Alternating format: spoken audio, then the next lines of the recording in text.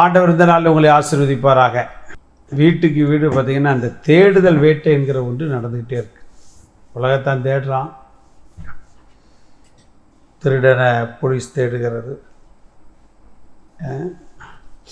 நல்லவனை தேடுகிற ஒரு கூட்டம், உண்மையான தெய்வம் யார் என்பதை தெரியாமல் தேடுகிற ஒரு கூட்டம்.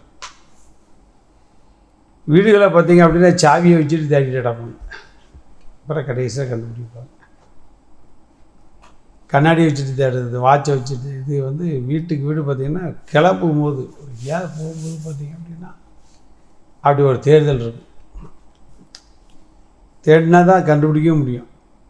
அதனால் தேடுதல் என்பது நம்முடைய வாழ்க்கையினுடைய அத்தியாயத்தில் ஒரு பாகம் என்பதை நாம் உணர்ந்து கொள்ள வேண்டும். தேடுதல் என்பது நம்முடைய வாழ்க்கையினுடைய இன்றியமையாத ஒன்று. எதையுமே ஒருத்தன் தேடலை அப்படின்னா அவன் உயர்ந்த நிலைமைக்கு வரவே முடியாது. அவன் மனம் ஒன்றை தேட வேண்டும். எண்ணுவதெல்லாம் உயர் உள்ளல் அப்படின்னு சொல்லி கேள்விப்பட்டிருக்கோம். நம்முடைய நினைவு கூட ஒரு உயர்ந்த நன்மைகளை, ஆசீர்வாதங்களை நம்ம நினைக்கணும்.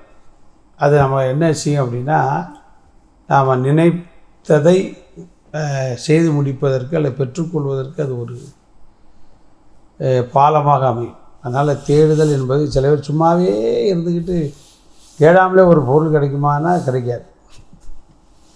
தேடினால்தான், வேதமும் நமக்கு அதை தான் சொல்லுது, நீ தேடு, அப்போ தான் நீ கண்டுபிடிக்க முடியும். இன்றைக்கி ஆண்டவரை தேடாமலே காரியத்தை முடிச்சிடலாம் பார்க்க, அது கதை நடக்காது. தேவனை தேட வேண்டியது நமக்கு அவசியம். இது காலை பொழுதிலே அனுதின கர்ம நிகழ்ச்சியை கேட்டு அருமையான தேவனுடைய பிள்ளைகள், இன்றைக்கு நாம் தேவனை தேடினோமா, ஜெபித்தோமா, வேதத்தை வாசித்தோமா அப்படிங்கிறத ஒரு நிமிஷம் நம்ம இப்போ கவனிக்கணும். ஆண்டவரை கண்டிப்பாக தேட வேண்டும். அப்படி தேடினா தான் நம்ம அவரை கண்டுபிடிக்க முடியும்னு போட்டது. உன்னத பாட்டின் புஸ்தகம் 1ஆம் அதிகாரம் 2ஆம் வசனத்தை நான் வாசிக்கும் போது பார்த்தீங்கன்னா, நான் எழுந்து நகரத்தின் வீதிகளிலும் தெருக்களிலும் திரிந்து என் ஆத்தும நேசரை தேடுவேன் என்றேன். 4ஆம் வசனம், நான் அவர்களை விட்டு கொஞ்ச தூரம் கடந்து போன உடனே என் ஆத்தும நேசரை கண்டேன். கர்த்தருடைய நாமம் மகிமைப்படுவதாக. தேடாமல் எந்த ஆசீர்வாதமும் கிடைக்காது. எதுவாக இருக்கட்டும், உலக நன்மையாக இருக்கட்டும், ஆவிக்குரிய நன்மையாக இருக்கட்டும், குடும்பத்துக்குரியதாக இருக்கட்டும், தனிப்பட்ட வாழ்க்கைக்குரிய எதுவாக இருந்தாலும் தேவனை தேட மறந்துடக்கூடாது. இன்றைக்கி அநேகர் அதைத்தான் செய்கிறது கிடையாது. ஆண்டவரை தேடுறதே கிடையாது. ஆண்டவரை தேடாமல் இருந்து எத்தனையோ காரியங்களில் ஆசீர்வாதங்களை சில நேரங்கள் நாம் இழந்து போகிறோம். கண்டிப்பாக ஆண்டவரை நாம் தேடணும். சில பேர் தேடுவாங்க, தேடுறதுக்கு என்ன சொல்கிறது, முடியாத நேரத்தில் ஆண்டவரை தேடுறது, அப்போ தூக்கம் வந்துடும், விட்டுருவாங்க. ஆனால் வேதம் என்ன சொல்லுகிறது, ஏசாயா 55ஆம் அதிகாரம் 6ஆம் வசனத்தில் நீங்கள் பார்த்தீங்க அப்படின்னா, ஏசாயா 85:6 கர்த்தரை கண்டடையத்தக்க சமயத்தில் அவரை தேடி, கண்டடையத்தக்க சமயத்தில் ஆண்டவரை நம்ம காலையில் கண்டடையத்தக்க சமயம் எது? நீதிமொழிகள் 8ஆம் அதிகாரம் 17ஆம் வசனம் நமக்கு மிக தெளிவாக சொல்லுகிறது. நீதிமொழிகள் 8:17 பார்த்தீங்கன்னா,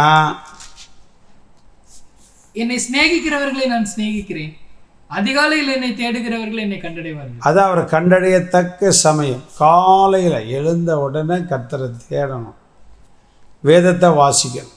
அப்படி தேடினால் நம்ம ஆண்டவரை கண்டுகொள்வோம். ஆண்டவரை கண்டுகொள்கிறபடினால ஆசீர்வாதத்தையும் பெற்றுக்கொள்வோம். இந்த சூலவிதி எப்படி தான் ஆண்டவரை தேடுனா கடைசியில் கண்டுபிடிச்சார். ஏன் அப்படின்னா, அவர் கதவை தட்டும்போது, எழுப்பும்போது அவங்களுக்கு கண்ணும் தெரியாது, காதும் கேட்காது. அப்புறம் அந்த அம்மா எரிஞ்ச போது பார்த்திங்கன்னா அவரை காணும். அப்புறம் அடிக்கடிலாம் வாங்கி கடைசியில் கண்டுபிடிச்சான்னு உன்னத போட்ட 5ஆம் அதிகாரத்தில் நம்ம வாசிக்க முடிகிறது. அதனால் தேடுகிற அனுபவத்தில் சோர்ந்து போனீங்கன்னா இன்றைக்கி மாற்றி நீங்கள் ஆண்டவரை தேடினால் அவர் தென்படுவார். தாவீது தன் மகனுக்கு அதை தான் சொன்னான், தேடினால் நீ அவரை தேடினா தென்படுவார், நீ விட்டுட்டு அவர் விட்டுருவார். ஒருவேளை நீங்கள் தேட மறந்துருந்தா இன்றைக்கி தேடுங்க. ஆண்டவராக இயேசு உங்களுக்கு தென்பட்டு நன்மைகளை தருவார். God bless you.